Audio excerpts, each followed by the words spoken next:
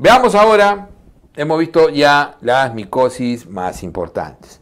Veamos ahora las bronquiectasias. Este también es un tema muy interesante, pero es un tema que yo creo que va a comenzar a preguntarse un poco más, porque precisamente las bronquiectasias se generan como secuelas muchas veces de infecciones, ¿no? Infecciones respiratorias prolongadas como el COVID, secuelas de infecciones, o por problemas mucociliares o por problemas a nivel de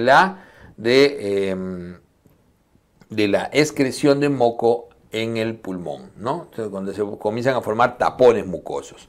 Bronquiectasia es una enfermedad crónica supurativa, enfermedad pulmonar crónica supurativa. ¿Por qué supurativa? Porque produce todos los días esputo. Si alguien dice, ¿qué enfermedad produce esputo todos los días? Bronquiectasias. Tos con expectoración muy purulenta diaria es bronquiectasia, hasta no demostrar lo contrario, sobre todo en un no fumador. Entonces la bronquiectasia uno sospecha precisamente así, tos crónica, recuerden que tos crónica ya habíamos definido cuando vimos EPID, es 3 meses o más, tos crónica productiva en un no fumador. Pues si yo tengo tos crónica productiva en un fumador, primero pienso en bronquitis crónica, ¿ok? También se puede sospechar cuando un paciente tiene cuadro de asma refractaria al tratamiento. Probablemente es un asma mal diagnosticado y te da un patrón obstructivo. Recuerden que bronquiectasia da también patrón obstructivo. Y entonces va a ser refractario porque no es reversible.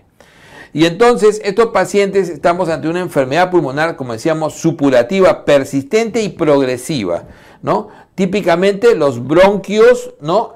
Van a estar irreversiblemente dilatados y la infección bronquial crónica o recurrente va a producir una inflamación crónica.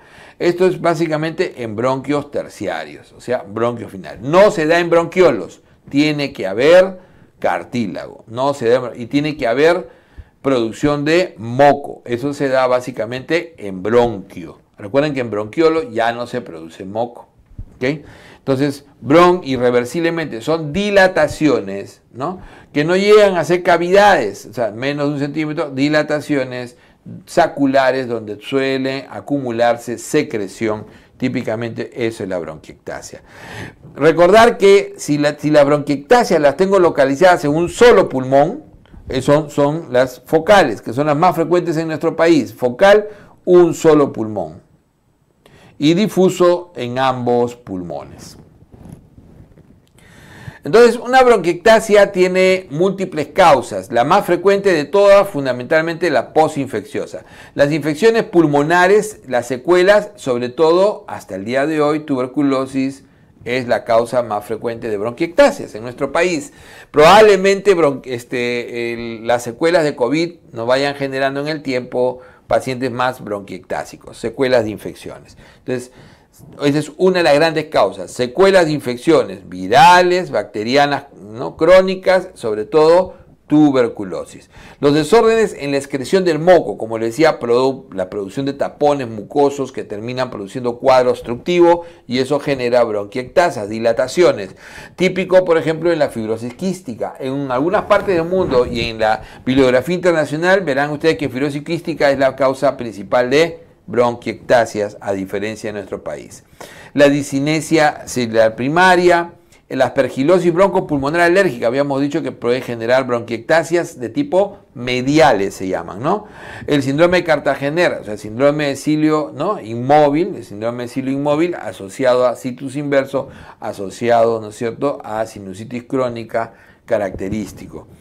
El tabaquismo, también que se asocia sobre todo a mala motilidad ciliar, son las causas más frecuentes, además de cualquier causa obstructiva. El EPOC, la aspiración y los tumores que causan cuadros obstructivos también pueden generar secundariamente bronquiectasias. Acá lo que tenemos que acordarnos sobre todo es de las secuelas posinfecciosas, sobre todo tuberculosis y otras infecciones que han sido subagudas a crónicas y sobre todo fibrosis quística, ¿no? Como las causas y el tabaquismo como causas de bronquiectasias. Entonces el paciente va a tener una clínica característica, tos, expectoración, mucopurulenta, y esa tos con expectoración mucopurulenta sobre todo va a ser vespertina. También las inmunodeficiencias se asocian, entonces vespertina.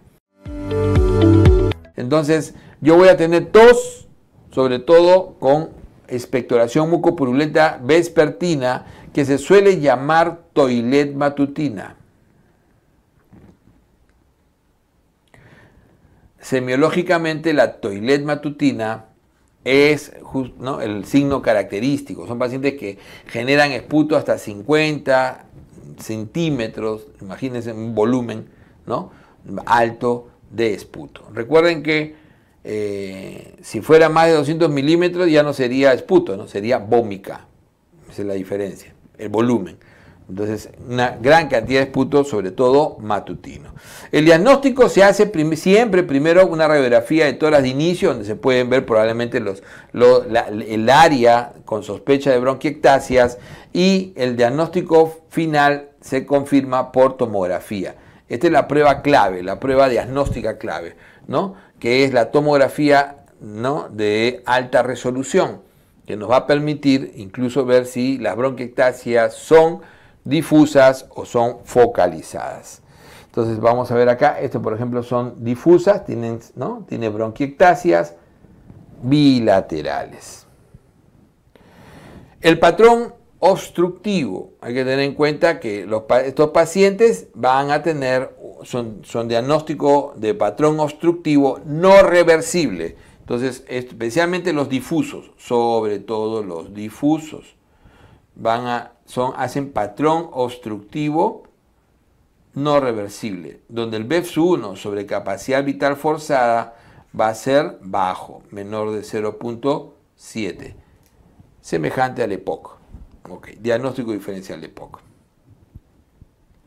La clínica, como decíamos, puede haber disnea, eso es sobre todo en los difusos, hemoptisis, que es una complicación más, ¿no? sobre todo que se suele ver en estos pacientes, el riesgo de ruptura de sangrado.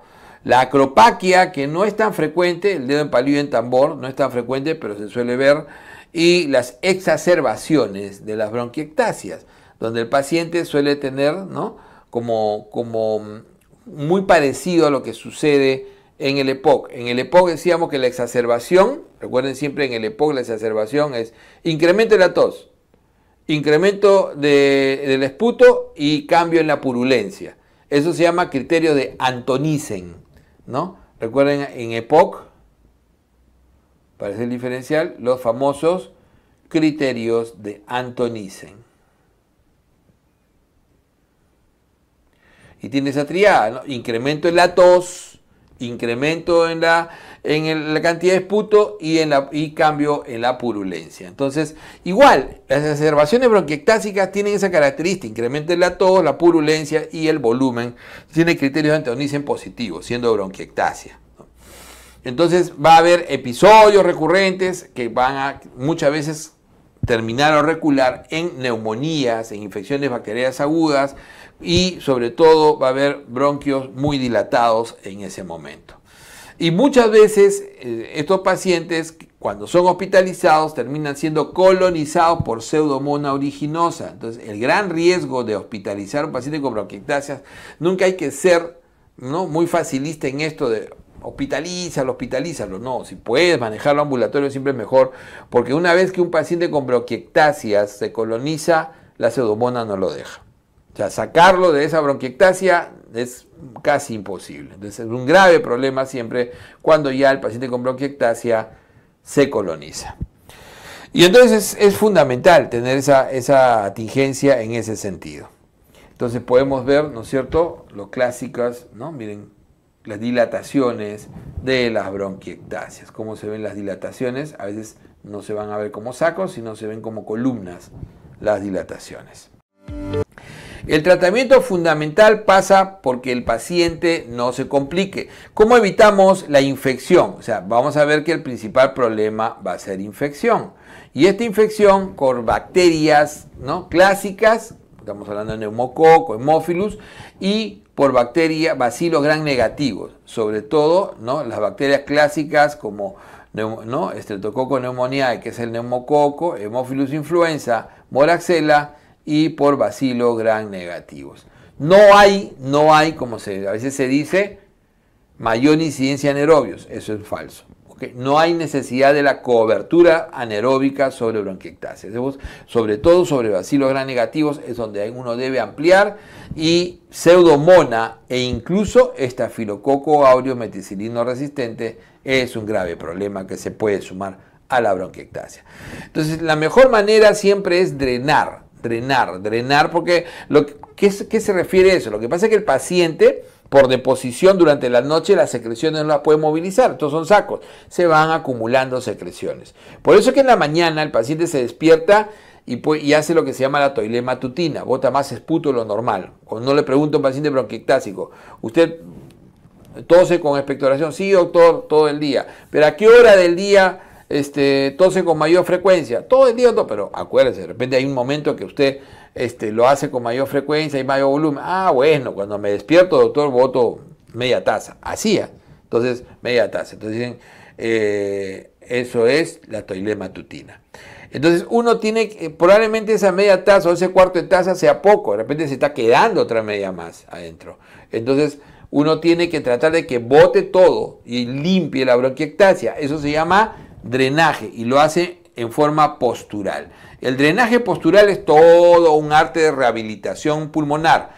Y entonces el drenaje postural hoy en día tiene equipos que pueden utilizarse, como son estos vacuum, ¿no? Miren ustedes, este vacuum, ¿no?, que se utilizan hoy en día para ayudar a que el paciente con palmoterapia o capotaje, con drenaje postural, y entonces para eso sirve la imagen. Yo sé que está en este lado posterior, entonces lo tienes que poner para que drene ese lado específicamente por gravedad, y lo ayudas a que drene todo con el vacuum. Hoy en día se utilizan incluso con succión intermitente, ¿ok? Es interesante. Entonces, el primer paso del tratamiento de una bronquiectasia es el drenaje postural. Después de eso viene ya el manejo, por ejemplo, de la exacerbación. La exacerbación, entonces ahí viene la exacerbación, muy parecido a lo que hacemos con EPOC. En la exacerbación sabemos que el problema va a ser infeccioso. Entonces, bronquiectasia infectada, ese paciente, la elección es amoxiclavulánico o acitro, igualito que EPOC. Amoxiclavulánico o acitro. Y también va a utilizar inhaladores. Sí, muchos de estos pacientes van a tener patrón obstructivo y utilizarán inhaladores, salbutamol y patropio. Igual, va a depender si la clínica amerita justamente que haya patrón en ese momento sibilantes que tengamos que manejar. Pero sobre todo amoxiclavulánico o acitromicina. Esa es la bronquiectasia infectada. Pero esa bronquiectasia infectada puede evolucionar y hacer complicaciones infecciosas, como puede ser una neumonía. El paciente hace neumonía, utilizaremos en la comunidad primero ceftriaxona. Va a ser muy útil utilizar ceftriaxona sola, sin ningún problema. Aquí no tengo que pensar en atípicos, entonces no tengo que combinarlo con macróleos. Tampoco con clinda, porque no tengo que pensar en anaerobios. La colonización por pseudomonas ya es un problema. Si yo tengo antecedente con colonización a pseudomonas, tendré que ir al paciente utilizar cefepime parenteral en los casos de neumonía y cipro para tratar de erradicar, ¿no?, la pseudomonas. Complicaciones mayores. Entonces, ¿puedo tener mayores complicaciones? Sí. Puedo tener que el paciente haga, por ejemplo, falla respiratoria. Paciente por proceso, ¿no?, de bronquiectasias difusas, patrón obstructivo, puede hacer falla respiratoria, incluso requerir oxígeno. Puede hacer cor pulmonar por patrón obstructivo, es otra de las grandes fallas, especialmente en las difusas. Y la hemoptisis es una complicación importante. La hemoptisis, que puede ser leve al principio, moderada, y cuando tiende a ser moderada severa, el paciente se recomienda hacer embolización. Entonces uno ubica el área, el área donde están las bronquiectasias sangrantes, y entra y emboliza los vasos de esa zona para evitar el sangrado. Entonces la embolización es el primer paso efectivo. Obviamente que una hemoptisis leve se maneja con antibiótico, obviamente, porque la exacerbación siempre se maneja con antibiótico. ¿Y cómo coagulamos? Ácido tranexámico.